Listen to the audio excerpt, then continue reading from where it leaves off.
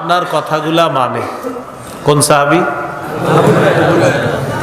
নবীর এমন একজন ছাত্র, তিনি ক্লাসের মধ্যে কেউ নাই, একজন আছে, তিনি আবু হুরায়রা রাদিয়াল্লাহু তাআলা।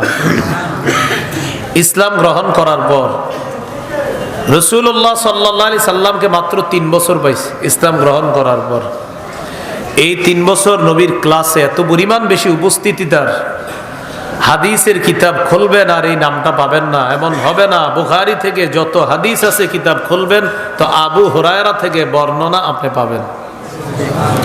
অথচ নবীজিরে পাইছে মাত্র কয় বছর। কি পরিমাণ উপকৃত হয়েছে রাসূলুল্লাহ সাল্লাল্লাহু আলাইহি সাল্লাম। তিনি শুরুর দিকে কিন্তু হাদিস মুখস্থ রাখতে পারতেন না। একদিন মসজিদে বসা, সহিহ বুখারীর 119 নম্বর হাদিস, নবী মসজিদে আসলেন। আবু হুরায়রার মনটা খারাপ। রাসূলুল্লাহ সাল্লাল্লাহু আলাইহি সাল্লামকে দেখলেন, দেখার পর বললেন, সামিআতু মিনকা হাদিসান কাসীরান ফাআনসা।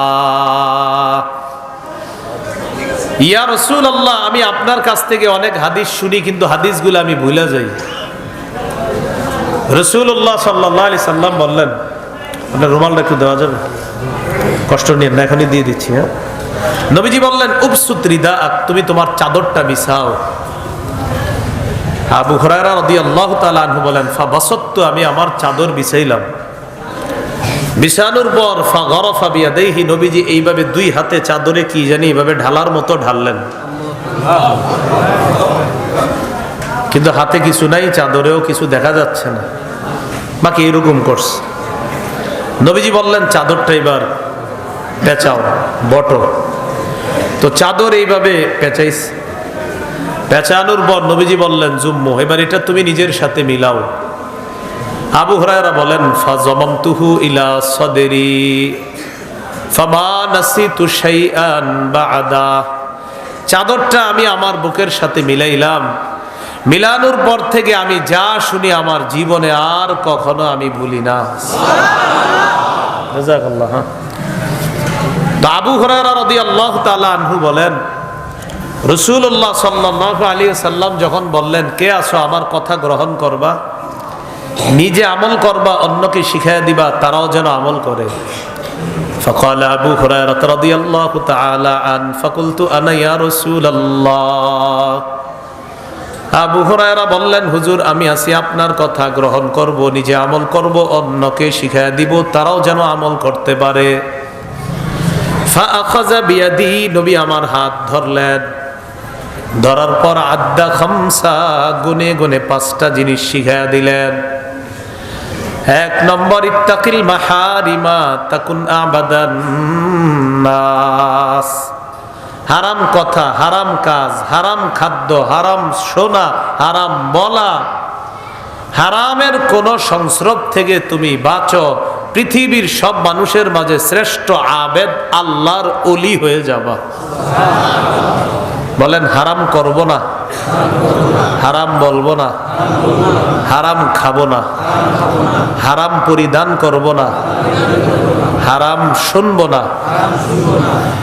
তাহলে এই হারাম কথা, কর্ম, খাদ্য, পোশাক ইত্যাদি থেকে যদি বাঁচি, নবীজি বলেন, তুমি পৃথিবীর সমস্ত মানুষের মাঝে শ্রেষ্ঠ আবেদ, আল্লাহর ওলি হয়ে যাবা।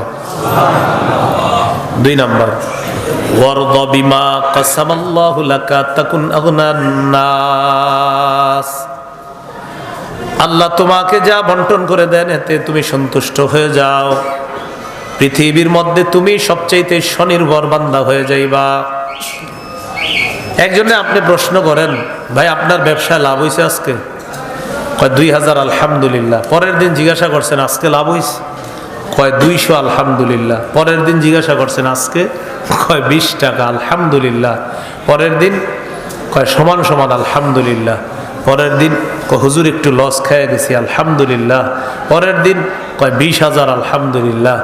ঘটনা কি, আপনি সব কাজে আলহামদুলিল্লাহ, লসেও, লাভেও, 5-এও, 20-এও, 200, 20,000-এও সব আলহামদুলিল্লাহ।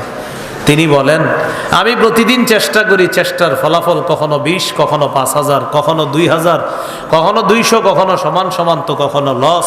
আমার রবের ফায়সালায় আমি খুশি। নবী বলেন, তুমি তো পৃথিবীর সবচেয়ে ধনী মানুষ, তোমার কোনো অভিযোগ নাই। 3 নাম্বার, ওয়া আহসিন ইলা জারিকা তাকুন মুমিনা, প্রতিবেশীর সাথে উত্তম আচরণ করো, খাঁটি ইমানদার হয়ে যাবা। 4 নাম্বার, আহিব্বালিন নাস মা তুহিব্বু লিনাফসিকা, নিজের জন্য যা পছন্দ করো অন্যের জন্য সেটা পছন্দ করবা। তাকুন মুসলিমা, খাঁটি মুসলমান।